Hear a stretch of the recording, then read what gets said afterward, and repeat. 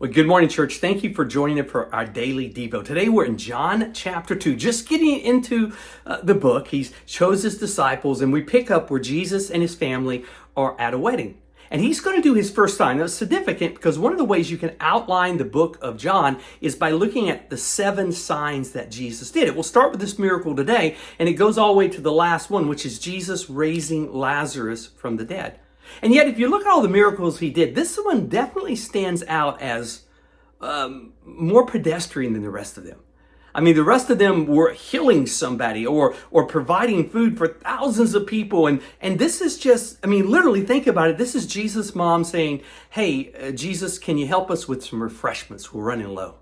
And yet I think it's so significant because I think this shows us how much God cares about our daily life. The fact that his first miracle was in this area that wasn't reaching thousands, but just in just one area to meet a need means so much. I mean, to me, it shows a couple things. First, it shows that simple requests matter to God. See, I think there's times that we are thinking, unless it's a really big issue or really important, we shouldn't go to God. We should bring all of our needs to God. It says in James that you have not because you ask not. I mean, wouldn't it be a shame to get to heaven and God said I was going to do so much more, but you never ask. See, we ought to bring those needs and not think that there's important things and unimportant things. If we have a need, we are encouraged to bring it to God. Also understand that God is there to provide provision for our everyday life. In the Lord's Prayer, it says we are to pray, give us this day our daily bread. Anything more pedestrian than food for today? And yet he was saying, we are to ask God to meet our daily needs. That's a need for substance. That should be, I'd say, our emotional needs, our spiritual needs. Whatever we have, we are to bring that need to God. Also, I think it shows us that God cares about our everyday needs because he moves in and he meets this need. And so many times we think God is only there for the big stuff. Listen, God is with you 7 days a week, 24 hours a day. If you are a believer, you have the Holy Spirit in you.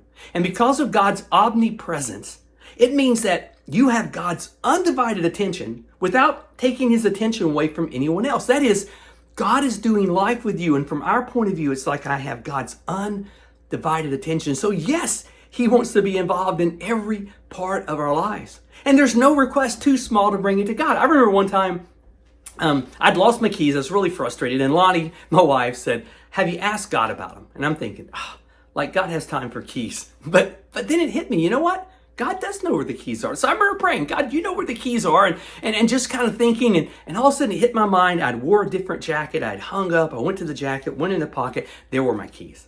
Listen, that's not the last time I prayed, God, help me find my keys or help me find this. See, I think we think it's not important and it matters more to God than we think. And I think part of it just because it lets us know God is there and he cares. So is your dog sick? Is it wrong to pray for your sick dog? No. If you're running late to an appointment, play, God, please give me green lights. No.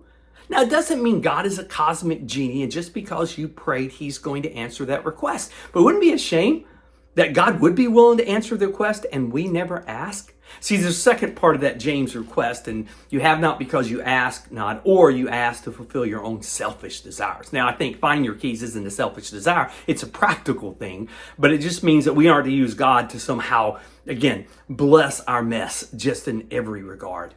But I want to encourage you. See, I love how this is the first of the 7 signs in John.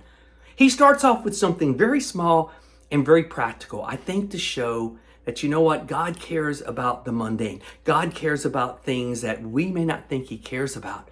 And we are to enter into that relationship and be willing to reach out to him, to interact with him, and be willing to go to him as a child and say, hey, Dad, I need help here. So as we go through John, as we read this week, remember, God is there and God cares. Stay connected to him. Know that he loves you. Guys, thank you for being part of our daily Devo, and I hope you have a blessed day.